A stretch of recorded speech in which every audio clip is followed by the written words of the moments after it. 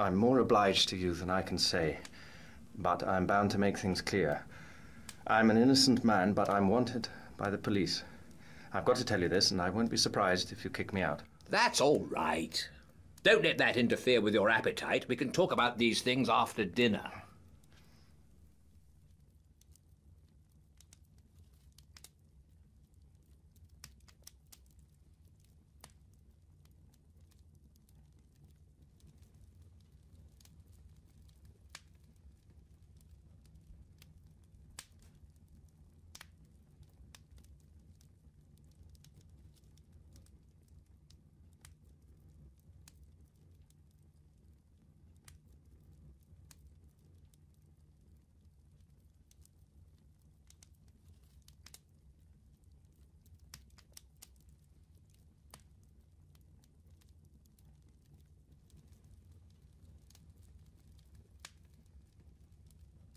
I've obeyed Harry's instructions, and the bribe he offered me was that you would tell me something to wake me up.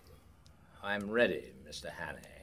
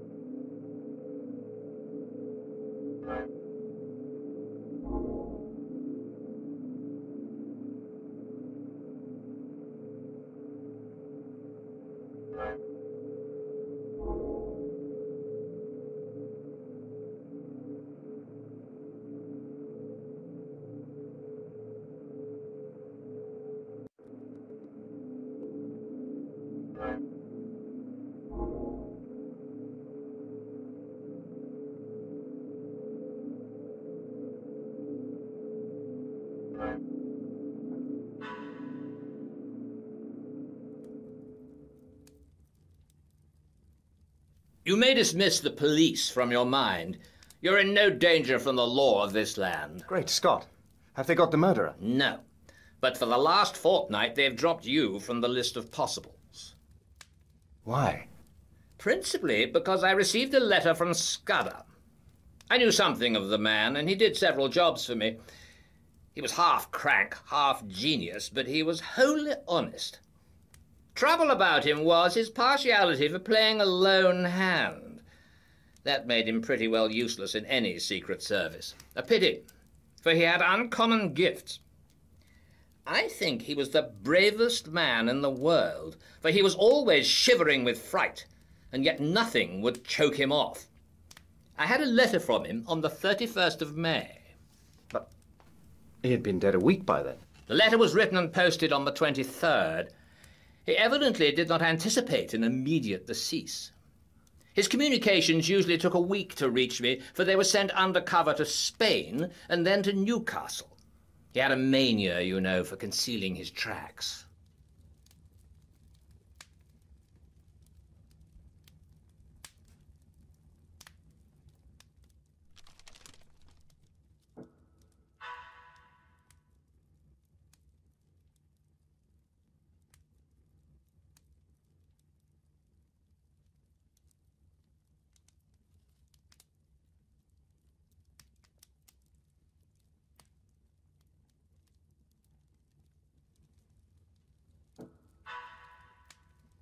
I think his object was to clear you if anything happened.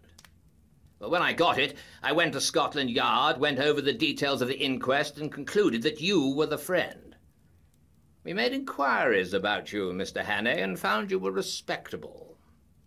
I thought I knew the motives for your disappearance, not only the police, the other one, too. And when I got Harry's scrawl, I guessed at the rest. I've been expecting you any time this past week. Thank heavens.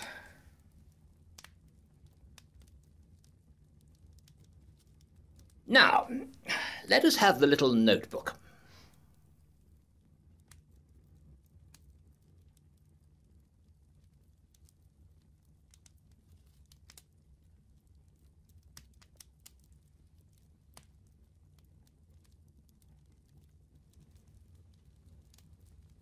I don't know what to make of it. He's right about one thing. What is going to happen the day after tomorrow? How the devil can it have got known? That is ugly enough in itself. But all this about war and the Black Stone, it reads like some wild melodrama. If only I had more confidence in Scudder's judgment. Trouble about him was that he was too romantic. He had the artistic temperament and wanted a story to be better than God meant it to be. He had a lot of odd biases, too. Jews, for example, made him see red. Jews and the high finance. The Black Stone. Der Schwarze Stein. Yeah, it's like a penny novelette. And all this stuff about Karolides. That is the weak part of the tale, for I happen to know that the virtuous Karolides is likely to outlast us both. There's no state in Europe that wants him gone. Besides, he's just been playing up to Berlin and Vienna and giving my chief some uneasy moments.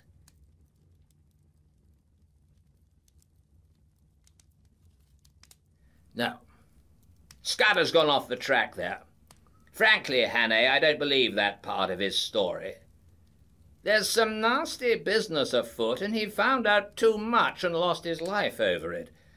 But I'm ready to take my oath that it's ordinary spy work. A certain great European power makes a hobby of her spy system, and her methods are not too particular. Since she pays by piecework, her blackguards are not likely to stick at a murder or two. They want our naval dispositions for their collection at the Marineamt. But they'll be pigeonholed. Nothing more.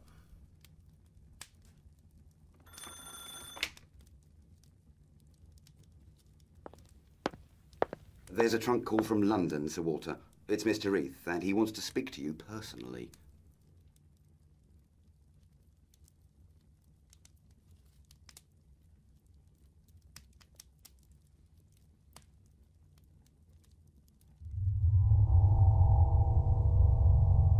I apologize to the shade of Scudder.